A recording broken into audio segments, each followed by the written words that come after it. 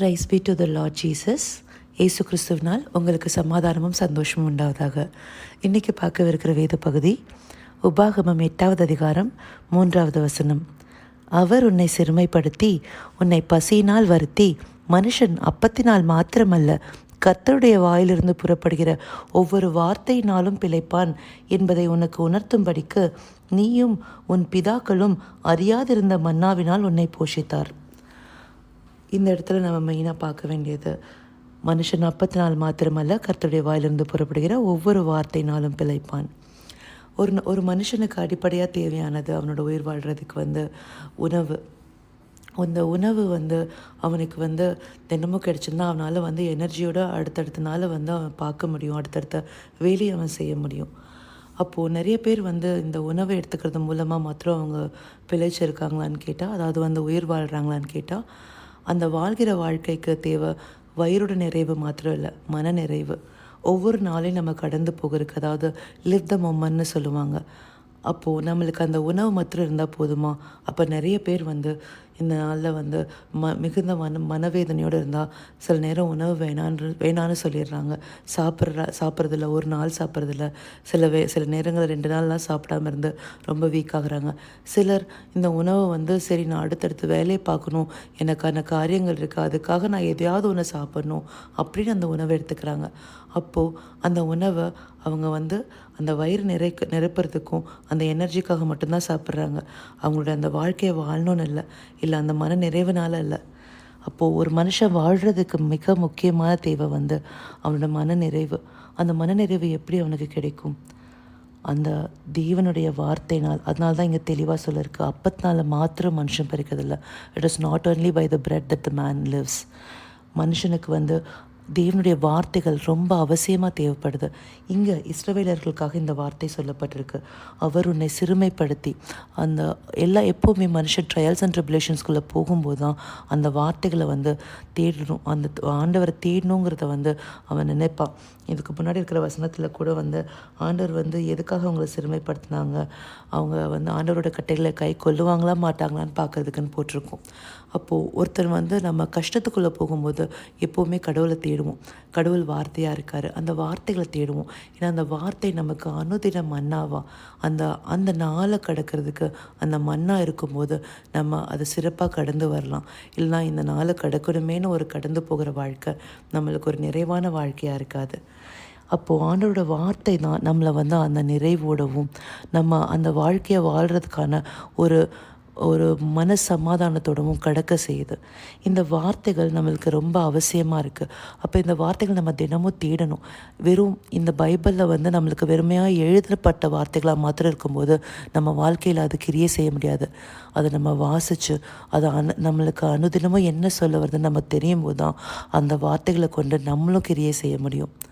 ஏன் இயேசு கிறிஸ்துவே தேவகுமார்னா, இந்த மூவியில் மனுஷகுமார்னா பிறந்த போது அவர் பிசாசால் சோதிக்கப்படும் போது பிசாசு கேட்குறான், இந்த கல்லை நீ அப்பமாக மாற்றி நீ சாப்பிட்லான்னு கேட்குறாரு. அவர் அந்த 40 நாள் உபவாசத்தை முடிச்சுட்டு வரும்போது.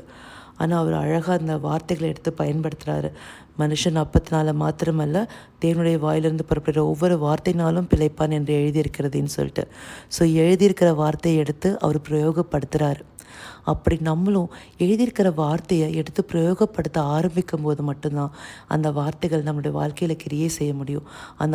அந்த வார்த்தை நமக்கு வழிநடத்த முடியும். அநேக காரியங்களில் நம்ம இங்கே மரியாளும் மார்த்தாலும் ஆண்டவர் அவங்க வீட்டுக்கு போயிருக்கும்போது ஆண்டவர் சொல்கிறாரு, மரியாள் தன்னை விட்டு எடுப்படாத நல்ல பங்கை தெரிந்து கொண்டாள்னு. ஏன்னா மரியாள் ஆண்டவர் பாதத்தில் அந்த வார்த்தைகளை கேட்குறாங்க. அந்த வார்த்தையானது நம்மளை விட்டு எடுப்படாத ஒரு நல்ல பங்கு. இது நம்ம தெரிஞ்சுக்கும் போது தான், இது நமக்குள்ளே போகும்போது தான் இந்த வார்த்தை நமக்குள்ளார கிரியை செய்ய ஆரம்பிக்க முடியும். அப்போது இந்த வார்த்தைகள் நம்ம தினமும் வாசிக்கும் போது நம்ம அந்த வார்த்தைகளுக்கு இப்படி நடக்கணும்னு அதுவே நம்மளுக்கு வழி நடத்தும். ஏன்னா ஆண்டவருடைய வார்த்தை தானே நம்மளுடைய கால்களுக்கு தீபமாகவும் பாதைக்கு வெளிச்சமாகவும் இருக்குது.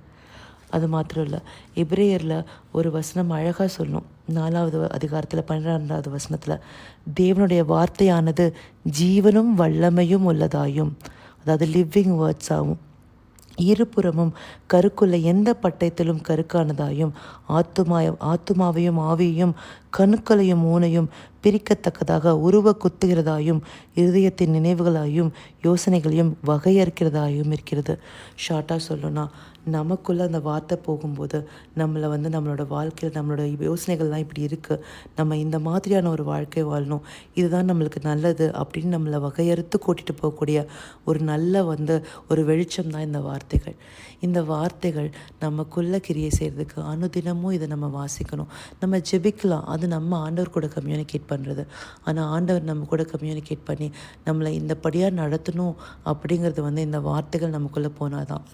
இது நம்மளுக்கு ஒரு கிரேக்க பதம் அழகாக ரேமான்னு கொடுக்கப்பட்டிருக்கும். அநேகம் பேர் இதுக்கான அர்த்தத்தை தெரிஞ்சிருப்பீங்க. அதாவது வார்த்தைகள் நம்மளுக்கு பைபிளில் கொடுக்கப்பட்ட வார்த்தைகளை லோகோஸ்னு சொல்லுவாங்க. லோகோஸ்னால் எழுதப்பட்ட வார்த்தைகள்னு அர்த்தம். அதாவது பைபிளில் எழுதப்பட்ட வார்த்தைகளை லோகோஸ்னும், ரேமாங்கிறது நமக்கு கொடுக்கப்பட்ட வார்த்தை. அதாவது நமக்கு இந்த பைபிளை வாசிக்கும் போது ஆண்டவர் ஒரு சில வார்த்தையை அனுப்பி நம்ம கூட அந்த வார்த்தையினால் பேசுவார். எப்படி இந்த வார்த்தை அழகாக சொல்லுது, தேவனுடைய வாயிலிருந்து புறப்படுகிற ஒவ்வொரு வார்த்தையும், அதாவது அந்த வார்த்தை நமக்காக புறப்பட்டு நமக்குள்ளே வேலை செய்ய ஆரம்பிக்குது பாருங்கள், அந்த வார்த்தை தான் ரேமான்னு சொல்லப்படும். அந்த வார்த்தை தான் நம்மளை நடத்தும். இப்படி இருக்கணும் அப்படிங்கிறத அந்த வார்த்தை நம்மளுக்கு வகையறுத்து காட்டும். அதுதான் நம்மளுடைய அனுதின மன்னாவாக இருக்குது. ஸோ அந்த ரேமா வார்த்தைகளை நம்ம தினமும் பெற்றுக்கொள்றதுக்கு அந்த வேதத்தை வாசிக்கணும் இல்லையா?